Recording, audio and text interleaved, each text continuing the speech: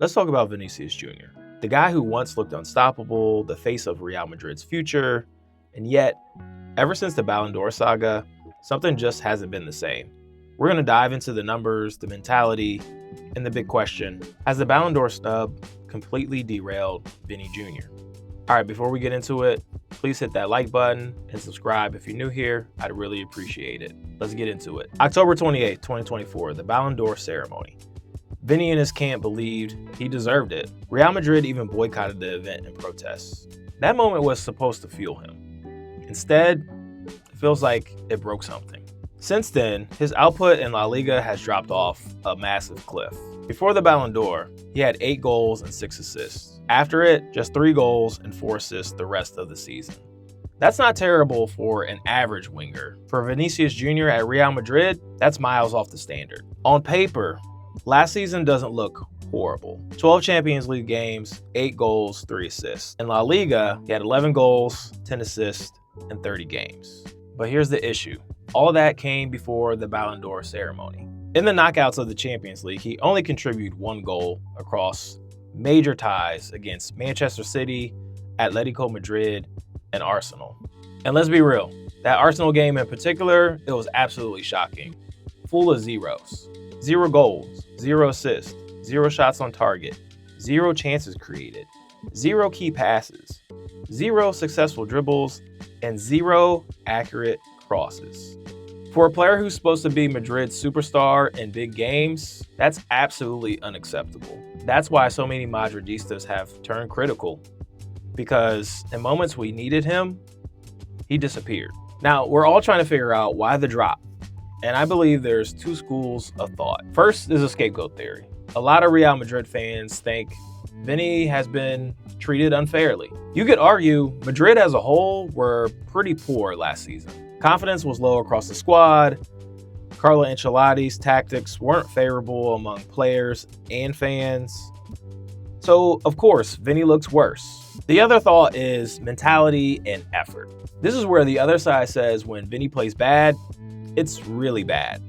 He sulks, he stops tracking back, he loses focus. We've all seen clips of him where he's walking on the pitch, not tracking back, not pressing, and allowing fullbacks to essentially run free.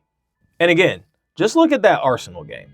Not only did the stats show a complete 0 across the board, but his body language told the story. He looked like a player who had checked out mentally. And that's the part that worries Madrid fans more than the numbers. Without established players like Karim Benzema, Marcelo, or even Luka Modric around to check him, Vini looks like a star who's stopped doing the dirty work. Instead of fighting through tough games, he started to drift out of them completely. Now we need to talk about present day in this contract situation. This summer, things got even messier. Reports have been saying Vini's contract talks with Madrid have stalled. He's asking for around $34 million a season, a massive raise, while his performances have dipped. Madrid aren't rushing to give him that deal, and you can kind of see why. Add in constant Saudi Pro League links, insane offers north of $800 million being rumored, and you start to wonder, is his head fully at Madrid?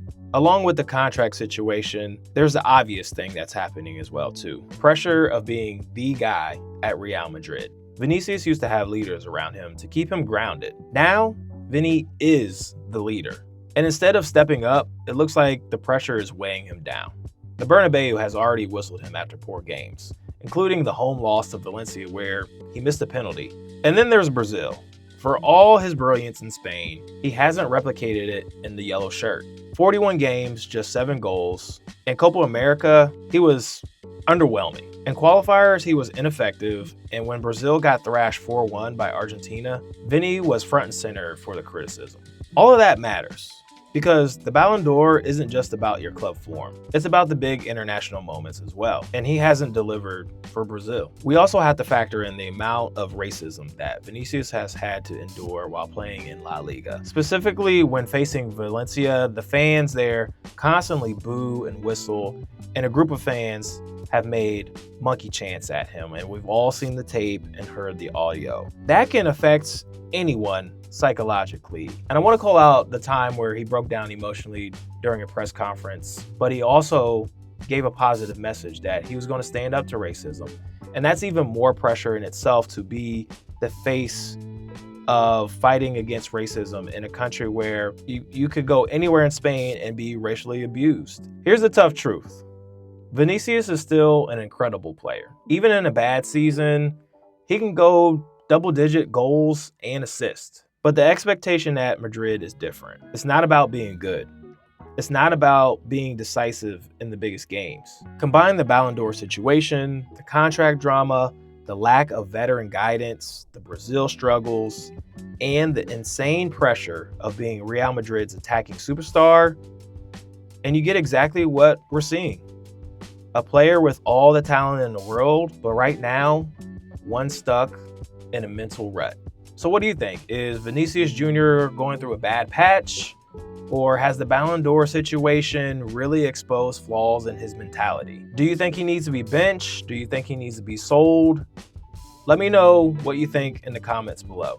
Make sure you hit the like button and subscribe, and I'll see you on the next one. A la Madrid. Peace.